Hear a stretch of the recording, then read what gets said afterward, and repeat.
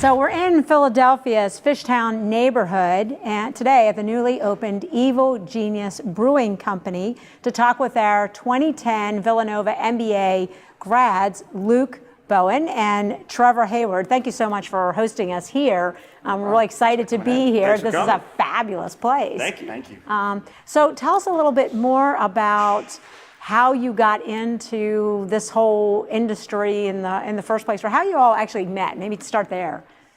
Sure. So I moved here in 2008. I'm actually originally from Dublin in Ireland, and I came here specifically to go to Villanova. I'd applied and been accepted both to the program and as a fellow into the fellowship program. And so I started in August 2008, and that's where Luke and I met. Yeah. And a couple weeks later, Lehman Brothers failed, and the economy was doing the turn. Came in at an interesting time. A very, very interesting time. Right. And obviously, neither of us had jobs because we were in the fellowship program, and so we realized that our opportunities may not be as good as we maybe had expected when before we started the program. So we started looking at ideas of businesses we might like to start for ourselves, seeing if we could create something for ourselves rather than be relying on the overall job market. And we'd both been pretty entrepreneurial, so it was a nice kind of incentive that was happening at the time to make us kind of look at things more closely as to starting a new business. Yeah, and I've always wanted to do beer forever. Oh, really? Always. I had a friend of mine whose father was an executive at a large craft brewery, and still is to this day like my hero, and taught me. So I brewed my first beer with him when I was in my early 20s, and just really, really interested in the business. Never thought I would make it a career in the same way, but as Trevor described, we were kind of in that transitional point in our careers where we kind of said, well, if not now, when? And that was really kind of the catalyst to help us get started. And here you guys are today hanging out with us. Oh my gosh. So. And so you, it sounds like from what you told me before that you had met because you were both fellows, and you actually got a lot of experience working for a lot of different faculty members too. We did, yeah. Okay. Yeah, we worked for a variety of different people in all the different departments, which is an interesting way. And we were actually able to then use those relationships to help us kind of start the business. So after our first full year at Villanova, we actually sat down with 3 different professors who helped critique our ideas. Oh, that's great. So we had like a variety of different ideas. Beer was obviously one of them.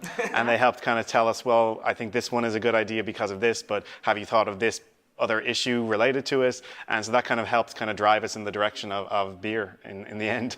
So that's interesting. You said that you were always interested in beer, because I thought maybe that came from you with the Dublin side. Well, I was always interested in drinking it, but I don't know. But I also like the idea of the business as well. And obviously craft beer, which is kind of the segment we're involved in, it was a huge growing and still is segment of the market. So, and I was really only introduced to that style of beer when I moved here. Okay. And so I really kind of immersed myself in it when that happened. So I was very excited to be part of that. So when it sounds like you got a lot of great mentoring and guidance at Villanova, but it sounds like also the classes probably helped you out. I mean, what would you say in terms of, if you were giving advice to people about classes that would really help you as an entrepreneur? Yeah, we took, accounting is definitely a good one. We did use a lot of the classes that we took as sort of testing grounds for our business idea. We basically took a lot of the same courses together and said, okay, well, we're in this accounting class. How does activity-based accounting work for a brewery? We were in a stat class, like what are consumer trends that we can measure statistically in craft beer. So we were able to kind of tailor our education very specifically to this one thing, which I think helped out a lot when we got back into the market, because we had all these great professors, as well as hundreds of other MBA students who were working in marketing and finance and what have you. So we were able to kind of get a lot of insight from them as we were going through our process, which definitely I think gave us a little leg up. And I think you talked about one thing we talk about at Villanova is Villanovans helping other Villanovans, and you talked a little bit about the alumni network, and can you talk a little bit more about that and how that helped you here? Absolutely. I mean, the network has always been fantastic, and it's something that we always, even when we were in the program, was something that we knew, because people kept driving that home to us, that develop relationships as best as you can, because they will help you later on, and that has been proven to us time and time again. But I mean, one of the more specific things I think for us is a lot of the people who are now involved in our business are actually Villanova alums who have come to us. They weren't in class with us; they were just people that we kind of met through other different ways. I mean, one of our investors, we actually met. Luke met him at a sampling at a Whole Foods. And it just happened that he'd seen that, and he knew that we were Villanova Villanovans, and so wanted to come and see us, and that's how we started talking. And so there's lots of different ways in which we've kind of met people in that regard, and it's just a fantastic network, and people are always so willing to help each other, and which has been awesome. Yeah, it sounds like you said there are so many people that have helped you with all parts of this business. So not only the faculty when you were in the program and the courses, but then since that time, and it's just a question of sort of, you were talking about just having coffee with people and getting to talk to them and find out what they do and how No, we were really fortunate. I mean, we saw a lot of opportunities. There were a lot of opportunities that were within reach for us, and we recognized that very early on and made a point to really take advantage of as many of those as we could. So we had professors that critique businesses, and they introduced us to their friends in the private sector, and we bought a lot of lunches and a lot of cups of coffee over the years. But we eventually just kept kind of meeting and getting connected with different people. That allowed and helped us to raise money or get distribution or do different things that have been instrumental in the growth of our business today. So we definitely set that as a priority, and it paid off in spades. Yeah. So you talked about, and I think this is interesting because so many people talk about how they want to be entrepreneurs. And they think, okay, so I start a business and like tomorrow I got the business. So you guys actually started when? I mean, we started, I guess the concept or the idea was the summer of 2009. Wow. We didn't actually launch the company until September 2011. So all that time, obviously we were still in class for part of that, but a lot of that time was spent, how do we start this business? What are the roadblocks? What are the things that we need to get done? And then even with this place here, we didn't open this until March of this year. It's 2017 now. So, I mean, it took us quite a long time then to get from opening the business as a kind of distribution business to ultimately getting to a brick and mortar facility, which was always our ultimate goal. But we didn't plan it out, said, oh, well, it's going to take, 5 years to get to that point, So things just take a long time. I mean, that's always the joke, it took someone 10 years to be an overnight success, right? Right. And there is a certain amount of work that you have to do that takes time to build it properly. We've seen a lot of businesses and friends of ours too that you can't skip steps. Like you just methodically have to block and tackle just every little thing and build a solid foundation, which actually takes longer to do.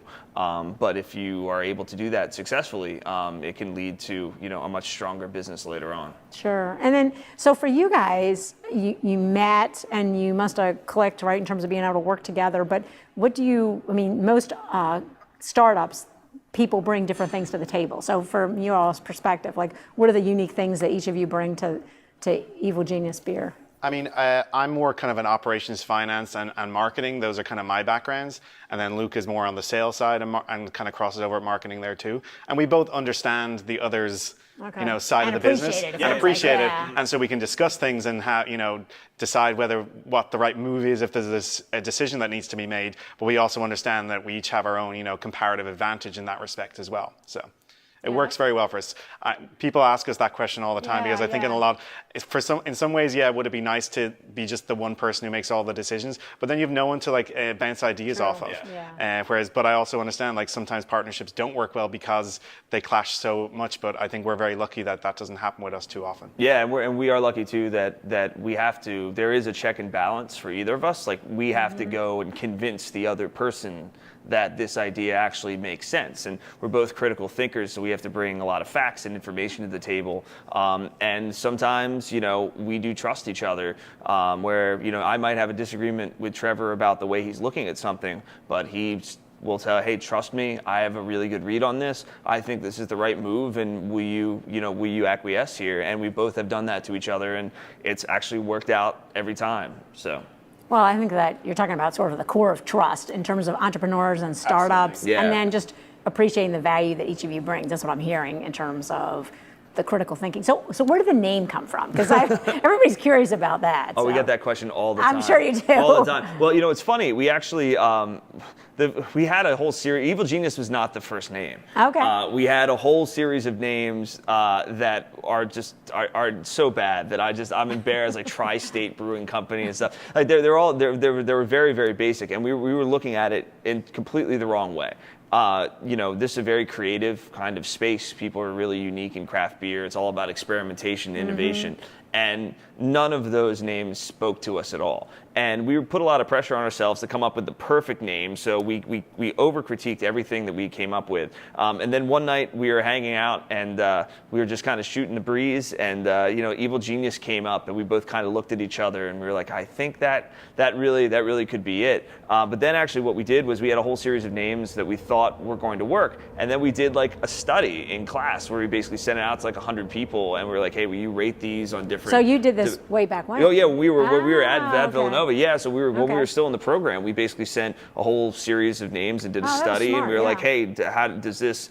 Do you react favorably to this, and what have you? And Evil Genius was the one that we wanted to win. Is the one we liked the most, but we had to make sure it have something quantifiable. And it's been the best name. It says so much about us before we have an opportunity to say anything ourselves. So what's it say about you? Well, what we love about it actually is that everyone has their own idea of what an evil genius is. So it evokes very different imagery in different people. Okay. But people really like it. And what we found, and this is more after the fact, is that a lot of people in their group of friends have one person that they call an evil genius. So they appreciate it from that perspective. It's like, oh, I call my friend that, or I'm the evil genius in the group. Like it's really funny that there's like these small little ways that the name actually plays in for people that they really enjoyed in that respect. And so when you came up with all the names for all the different beers. That was a little bit later. Yes, we were naming a lot of our beers what I would say maybe more traditional names, and while that was kind of working, we wanted to try and push the envelope a little bit and see if some other things would work. And the first one we released was a Purple Monkey Dishwasher, which is an old Simpsons reference. It was actually ended up being when we sent out a press release letting people know that this beer was coming out, and we had like our highest web traffic day there that day ever. And I think a lot of that had to be attributed just specifically to the name. And so we realized that we're maybe onto something. And from our perspective as well, is that beer is very competitive now, and there's been a shift towards it becoming a little snobby, similar to the way wine kind of went in the 90s. And we don't really love that. So part of it is that we like to keep beer fun. It's kind of one of our sayings is like making beer fun again, or keeping beer fun. Like one of our other kind of mottos is very silly names for very serious beers. Because beer has always been the working person's drink. It's always been something that should be super accessible to everybody. And so we like to kind of keep things fun in that regard too. Life's too serious as it is. Should always well, keep and things, even your place here, I mean, which is fabulous. This location that you've put together, and you, from what tell us a little bit about how you did some of the design, because you were saying something about the wood and how you had to, you saved everything, and I know you get this whole theme of sustainability. Yeah, we really had an amazing team that we worked with. This building is, we think, about 130 years old. Wow. It's been a manufacturing building pretty much for its entire existence. However, it's in a part of the city which, when city sort of died off, the manufacturing left, not just Philadelphia, but other places. And this neighborhood is full of buildings like this that had probably seen better days. But one of the things we wanted to do, since we had a shell, was we were able to build all of those elements in from the very beginning. And that was something that was really important to us. Sustainability is something we both care a lot about, but it's also economically viable too if you do it in the right way, so it actually ticks both boxes. We've saved, this table that we're sitting on is made from old wood from our roof that we took off to put in these skylights. We have really nice. It's really bright and cheery in here. Yeah, thank you. We have an unbelievably efficient heating and cooling system in here. We use underfloor radiant heating to basically heat the building. We buy wind farmed electricity. So 100% of our power is actually generated from renewable sources. Oh my gosh. So yes, we do a lot of that stuff here, which is really important. And how did you guys know about all that stuff? I have to say, I have to give credit to our general contractor and architect who came up with the idea of reusing the wood. I don't know that we would have necessarily thought of that, but it's a great feature. A lot of our furniture in here is made from that wood, including even the footrest to the bar. So he had some really great ideas in retaining, the character of the building and not just trying to, wash it over, which is what traditionally people would have done. And he's been great. Like what everyone else would see as trash, he sees an opportunity with. But in addition to that, like the wind power, that was something something, something we always wanted to do was be as renewable as we can be. And one of the other things we do is like brewing beer is actually very water intensive. So we use, it's about 7 to 8 gallons of water to make 1 gallon of beer. So there's a lot of loss there. So one of the things we do here is all of our flatware is actually, they're palm leaf plates. So they look nicer than just regular paper plates, but it means we eliminate a whole dishwasher because dishwashers are obviously also very water intensive as well. So it's just small little things we can do like that to help be sustainable. We actually have an apiary up on the roof. So hopefully by the end of the summer, we'll be able to make a beer with the honey that they produce. So it's just, again, it's all these small little things that when you combine them together, hopefully make us that little bit more sustainable than we could have been. And it sounds like, so do people that come in care about those issues, do you think? Very much, yes. Oh, that's interesting. Okay. Yeah, I think it's very important to our customers. To be blunt, our customers are primarily millennials, and that's something that's very, very important to them, I think. Yeah. And then I know that you do a lot for sort of taking your Villanova experience and sort of the mission focus of Villanova and then giving back to the community. So talk to us a little bit about that, because that's fantastic. Yeah, we do a lot of charitable work. We're a big sponsor of the Preakness at the Piazza, which is part of the Philadelphia MS Society. We've also done stuff at the Pennsylvania SPCA, a lot of work with other startup groups like Philly Tech Leaders, Philly Startup Leaders in the city, like young entrepreneurs that are kind of finding their way at first. And then a ton of, just super hyper local fundraisers and charities for, women's issues, for animal rights, sustainability for sure. So we have a very universally accepted currency, so it makes it very easy, for us to find a place. So. Yeah, we try to be involved in as many things as possible. MS is something that, we have a lot of friends and family that are affected by that, so it's one of our bigger causes. We actually, we sponsor a team in the MS bike ride every year as well, and we try to do, as I said, as many things as we possibly can as well. So. Yeah, I was wondering how you made decisions, because there's so many things that you could do. There's a lot of different charities out there, so you have to pick ones that I think are as close to your heart as possible, and we try to do other ones if we can as well. Yeah. Well, so, do you have other thoughts of, we have so many people that, business backgrounds that want to be in this business, and I know I asked you a little bit earlier about advice, but any other tips that you would give people who are starting out, recognizing now, I think they're hearing, you're not going to start one day and have your business the next day. It's going to take some time. You have to have patience. That's for sure. It's definitely a war of attrition. Like that's really, you just have to stick with it. You have to be able to pivot as well too, but really understand that what you're doing is correct, and having a plan and sticking to it, and not being afraid to reach out to other people for help. I mean, we constantly have advisors and people that we talk to and mentors for for us personally as well as the business that we're constantly talking to make sure that we're making the right choices. So, just. And it sounds like you keep doing that, because you recognize that just because you have your business now, you're not done. You're going to continue learning and trying to get advice from other people. Yeah, and you learn more as you get older and you're more experienced, because you can ask people better questions. So you can actually tap into the real core of their knowledge and experience once you have more knowledge and experience yourself, because as the questions become more specific, they become way more difficult. So seeking out those people and the right people that you can trust to give you good advice is extremely important. And again, it comes back to what we were talking about earlier, which is the network. I mean, I think that's the most valuable lesson that I hope more people would take up on, is that the more you talk to people, the more you develop that network, the easier things may be in the future, because you never know when that person will either be able to help you or you'll be able to help them. And as we said, the Villanova community is fantastic. That alumni is a really great group. And they're always, I've never met a Villanovan who isn't willing to help me. No, for sure. Ever, I totally agree. I mean, coming in as dean a year ago, I have been so impressed with the alums in the sense of you can run into people any place and they're willing to share ideas or tell you how to make things better or to give back to the school. And I think it's just great that you guys took advantage of while you were in the school of trying to learn from as many people as possible, and then to keep all those connections. And now it sounds like you're paying back by helping other people. We try. Yeah, just exactly. paying off our tab. That's how we look at it. So we received a lot. So we feel a sense of responsibility to do as many things as we can for other people too. Yeah, well, I'm sure people certainly appreciate that. So what's your favorite beer? The one I am actually drinking right now, it's a mango style Belgian wit beer. It's a really great summer beer. It's about 5.5%. We brew it with all natural mango, a little orange peel and coriander seed, and it's just a very, very refreshing, slightly fruity, sweet, little tart ale that I could drink all day.